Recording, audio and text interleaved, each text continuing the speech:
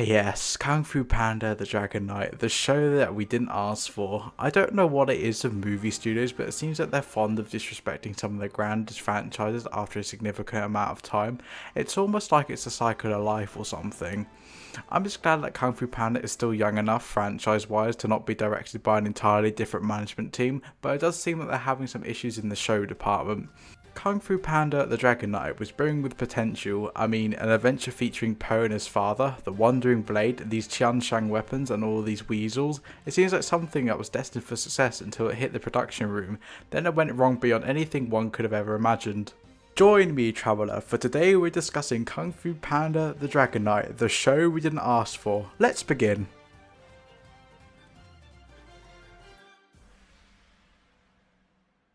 Our story begins with DreamWorks' decision to outsource most of their animation and their show production to Micros Animation, who have animated projects such as the Captain Underpants movie and the Boss Baby back in business. Although the Captain Underpants movie was relatively notable for its creative take on animation, it's notorious that Micros cuts corners when it comes to the TV shows, with that department being relatively weak on its feet. Before I get into documenting the laziness and apathy behind Kung Fu Panda the Dragon Knight, I need to let you all in on a secret. And that's the fact that these are the same people and the television division that are responsible for Kung Fu Panda The Paws of Destiny, which is arguably one of the worst shows to ever be spawned from DreamWorks, and it all comes at the cost of them outsourcing their animation as opposed to them doing it themselves. That show featured nothing credible, and I think DreamWorks knew that, which is why they corrected their mistake by bringing Jack Black, James Hong and Rita Ora on board for the Dragon Knight. And that's all they corrected. Upon painfully viewing the entirety of The Paws of Destiny alongside the Dragon Knight, I can tell you with almost 100% certainty that a good majority of the assets inside the Dragon Knight were reused from The Paws of Destiny, which had issues such as you literally being able to see where the animators placed people as well as how robotic some of the animations were. There's a massive lack of fighting that's shown in the Dragon Knight, and it goes to show how these people knew nothing about animating fight scenes considering how robotic and relatively panic based they are. There's virtually no confrontation throughout the entirety of the Dragon Knight, and I don't think that's thanks to storyline relevance. I quite literally think they cut out as much confrontation as possible considering there's a massive lack of one's knowledge to animate Kung Fu. It literally looks like these people Google Kung Fu poses and decide to throw them into the Dragon Knight as an excuse to make it look authentic. A lot of the facial movements inside of the show also look super robotic, and this is just talking about the animation. There are times where the characters barely move their mouths, and this shows whenever the Wandering Blade is emotional or angry, which is kind of just hilarious in general, because it just kind of just flays her arms out a little bit and scrunches up her face. That's about it. There's no other visual cues, but it just gets worse within the scenery itself. I mean, I'm no expert when it comes to software, and I don't know what these people are using when it comes to their animation software, as my only experience with animation software is literally rendering an egg inside a blender just for fun. But I can tell you that whatever they're using is pretty awful. There are times where you can see dithering, or the literal noise that comes from rendering shadows, because they're most likely animating this on machines that are either several years old or their rendering algorithms are that poor to the point where the shadows can barely render properly. I will admit I'm going to give them some credit for alluring to the Furious 5, but don't even get me started on that. I'm saving that whole tangent for the very end of this video considering their absence needs to be addressed in greater detail. Anyways. The characters and their designs, even the villains like Klaus, Veruca and later Zuma, seem relatively lazy in their composition. The only things that somewhat redeems them is their voice acting, which is one of the few things that are most likely being controlled by DreamWorks just to ensure this show isn't completely horrendous. I'm not going to let DreamWorks slide with the fact that I'm most likely behind the writing of some of this garbage, but again, I'm saving that for another part inside of this ramble. As for the Qianshang weapons, I honestly think they look like some of the deadest things I've ever seen in design. They look like they've just had their special effects dialed up to 100 in Unity's particle engine, as there isn't really anything that makes them unique. Not even the animation quirks as to how one would wield them. The buildings look like they were rushed and are super empty on the inside as well as on the exterior. The terrain looks like it was half baked. The entire lighting system is just awful and makes you want to gag. The accessories that some of the characters are wearing are just an atrocity to look at, and it's easy to tell that Jack Black is the only one carrying the majority of this show and probably tried to redeem it from being a complete and utter crap fest. But that's the cost that comes with outsourcing your animation to some company located in Montreal, Paris or Bangalore, depending on which division was hired to do this job. I could probably address a mountain's worth of my own personal gripes as to the animation of the Dragon Knight. That stuff is just simply disgraceful, and I can understand why so many people were disappointed when they first gazed upon it. Nothing looks authentic. The one thing that made Kung Fu Panda so memorable beyond anything else was the authenticity, care and soul that went into creating it, and the outsourcing of this show basically negates that pillar in which the Dragon Knight could stand on. Speaking of which, I think it's time that I address sin number 2, and that happens to be...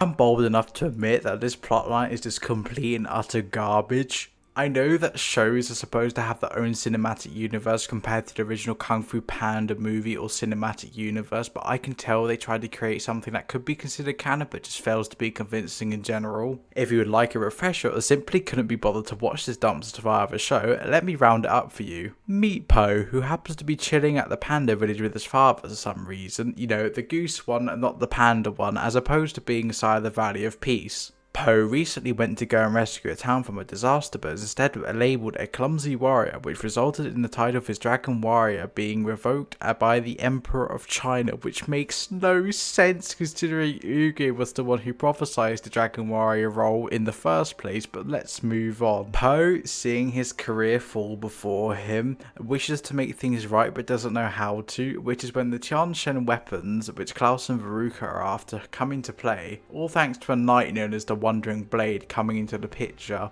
The Wandering Blade is supposedly a knight from England who came to capture Klaus and Veruca, the bandits who are after the Tianshan weapons, and she seeks the advice of Po, the recently deposed Dragon Warrior. Before I say anything else, I'd like to say that the Wandering Blade knocks off Tigress when it comes to her character design, but anyways, Wandering Blade wonders where the Dragon Warrior is, which is when Po steps forth, and the Wandering Blade is in disbelief until Po seemingly proves it to her, in which they both form an unlikely alliance with one another. Upon the formation of their new alliance, the pair of them go on to have one of the most pointless goose chase and linear adventures that I've ever seen inside of a fictional show. There is very little character development that occurs between them, and all of this is thrown out the window later on when Luthera, the Wandering Blade, if you're wondering what her name is, like anyone cares about that or anything, but she reveals that she isn't a knight and instead Klaus and Veruca are supposedly responsible for the death of her brother,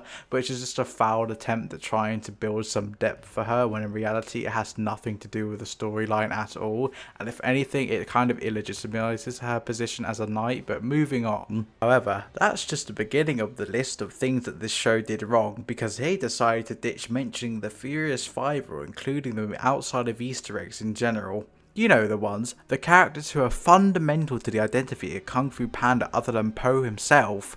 I like to consider that Tigress had some of the most significant roles inside of all 3 of the films, yet she was silent for some knockoff bear. What sort of funny business is this? It seems like the entirety of the Dragon Knight was written up by a bunch of tone-deaf morons. Is this what being Shrek was like, but instead of being for a movie which ended up grossing a massive amount of money in the box office when it was released and completely redefined the fairy tale genre, it instead is about a Kung Fu Panda themed show that's absolutely bootleg and moronic. Now this is more or less my opinion, kind of like the entirety of this ramble, but the absence of the Furious Five makes this show feel completely empty and without purpose. There was always this hope that I would see the Furious Five when I was watching both seasons of the Dragon Knight, but no. This just seems like one of those adventure shows that would normally go nowhere, has one of the most linear and predictable plots, one of the least intensity inducing antagonistic duo to ever exist, but it's being successful, or relatively successful, for DreamWorks to want to make 3 seasons just because it has Kung Fu Panda franchising attached to it. Instead of the Furious Five, we end up getting this bootleg team of ragtag knockoff Furious Five members that Po meets on his journey across China in pursuit of these Tianshan weapons, which I see nothing more as an excuse to lead people into believing the plot is developing when in reality nothing of importance is happening. This new team of bandits mixed in with the Wandering Blade are some of the most two-dimensional characters I've ever had the displeasure of laying eyes upon, with Po being the only one who is written somewhat correctly alongside James Hong, and that's probably because of the both of them saving the behind of the writing team. At first, it seems like the Wandering Blade sounds noble, and it seems as if she serves her purpose, that she's a knight who will one day call Po a knight as well, that he'll be knighted and redeem himself. but the fact that that's thrown away at the end of the first season as she reveals in a rather empty attempt to build character that her brother was killed by both Klaus and Veruca just deflates her purpose entirely and turns the story into somewhat of an unconvincing revenge story that has all these needless twists and turns that nobody really cares about. This show is a woefully written disgrace, and the only reason why it performed as well as it did thus far is thanks to the fact that Jack Black actually voices Poe, which leads you to believe there's some sort of soul behind this when the plot makes no sense at all. Poe trying to chase down the Tianshang weapons that could endanger China and that have spirits trapped inside them, yet the danger isn't emphasised nearly as enough as it should be, instead being replaced with cheap gags and a rather desperate attempt at using this branding that Kung Fu Panda offers to garner some relevance. The only good thing that I'm willing to review about The Dragon Knight is the fact that Jack Black and James Hong absolutely rocked it when it came to their performance with one another. The way they were able to seamlessly bond together like father and son was super wholesome and presented their characters in the right light. Even so, I wouldn't credit DreamWorks for this. I'm pretty sure this was just a pair of them bonding over their lines inside the recording studio. Also, DreamWorks should 100% be held accountable for the writing here. I know they outsourced the animation, but the writing department was 100% involved with the conceptualization of the show, and the fact that DreamWorks decided that there's dreadful writing mixed with these two-dimensional characters and a plot so linear you could ride a skateboard across it, and that's something that shouldn't be forgotten. Instead of learning from, say, The Legends of Awesomeness, which I consider to be pretty nostalgic even though it hasn't aged well, all the way to The Paws of Destiny with the nightmare that happened to be its character writing and plot planning, DreamWorks decided to dump another crappy Kung Fu Panda related show onto our laps, which I guess goes to show that they'll always be better at making movies. But come on guys, this is their third show surrounding Kung Fu Panda, and the fact they really went against the whole third time's a charm rule really speaks volumes as to how much they screwed up with writing and presenting this show. Anyways, before I go on an infuriated ramble about the writing and decisions that were made behind the show, I feel like it's time for me to address the final set of flaws inside The Dragon Knight that honestly make this show a massive waste of time and care for any Kung Fu Panda fans out there. And that happens to be...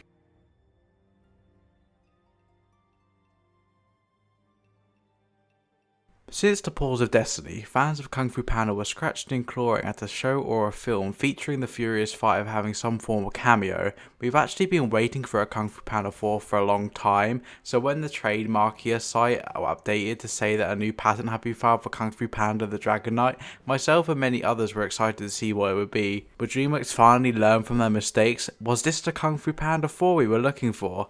Like, The Dragon Knight sounds so ambitious and fulfilling as a title, surely they couldn't mess this up, right? And then they proceeded to mess it up by making one of the largest mistakes possible, and that was completely excluding the Furious Five from the shows for a second time in a row. Like, do you have a grudge against the Furious Five or something? What are you doing, DreamWorks? The Furious Five have so much potential to be represented and filled out as supporting characters, yet you rather introduce us to the whacked out universe filled with budget Furious Five and where Luthera instead hogs the majority of the spotlight. I feel like this one thing the show was missing above all else was this fundamental direction that it needed to truly get itself off the ground. So many of the fans were super excited for The Dragon Knight, thinking it was going to include the Furious Five in some form of grand purpose that filled out the Kung Fu Panda world. Even my own girlfriend was excited for the show, but then it got released and I almost bathed inside of a trash can upon finishing the first season. Absolutely no mention of the Furious Five was made other than a small scene where Poe's putting together some of his belongings, including action figures, near the beginning of the show, or when he mentions references to them in passing to Luthera. Everyone was hoping that the Furious Five would show up inside of the second season, but instead we got this nonsensical adventure to a place that seemed to resemble the early Aztec Empire, with Zuma in control whilst Klaus and Veruca continued to narrowly escape Poe and Luthera. The hype and optimism for the show was through the roof, and yet it somehow managed to outclass even the most pessimistic forecasts of what the show was going to be about once it hit TV screens worldwide. This show had a simple destiny that was to be something that carried the hype over, leading into Kung Fu Panda 4. Everyone was waiting for Kung Fu Panda 4, and this was going to be the show that impressed everyone, that continued the hype train and split through the barriers that were surrounding the relatively desolate expectations for the next Kung Fu Panda film. But no, DreamWorks made the fundamental mistake of abandoning their fans and their expectations, for slapping those still loyal to the Kung Fu Panda franchise after all this time, those who had grown up with it since their childhoods, by half-baking the entire experience of the show, outsourcing the animation, and seemingly employing some of the worst writers that have ever experienced much contact with Kung Fu Panda in general. I honestly doubt they even had any contact with Kung Fu Panda as a franchise. If I'm going to be honest with you all for a moment, this honestly just seems like a small trainee writing department got wind of a vague plotline about a panda and another bear venturing through China, chasing down a few weasels and their weapons that endanger the entire populace of that same nation. That sounded like a bit of a rap verse, but anyways, the entire plot was generic. It lacked no pacing or direction. There was even a point where for multiple episodes inside the second season, the scenery barely changed, and it was probably just a lazy excuse for those animators not to make multiple scenes. However, their biggest mistake has to be the fact they proceeded to continue this show that DreamWorks, in spite of their recent glory, are deciding to treat their TV shows like second-rate garbage and throw the Kung Fu Panda franchise under the bus with this lazy, repetitive nonsense. Kung Fu Panda easily has to be one of the most unique franchises to ever exist. It's literally about a panda that does Kung Fu, yet DreamWorks somehow managed to turn that into one of the most disappointing things to ever exist purely for the sake of drumming up hype. If you assume I'm the only one who thinks this or has this opinion, you'd be royally mistaken. So many people agree with me that this show has been a disgrace. I'm not saying that you have to think this as well, but the reception to this has been so poor to the point where I could consider this one of DreamWorks' largest failures of this decade by a long shot. Even Paws of Destiny tried with their plotline and somehow related it to the scenery and where everything was based. I mean, if we're talking about the Panda Village at least, whilst we got this absolute nightmare that was presumably made up of the remnants of Paws of Destiny, as that was split into 2 seasons, which was technically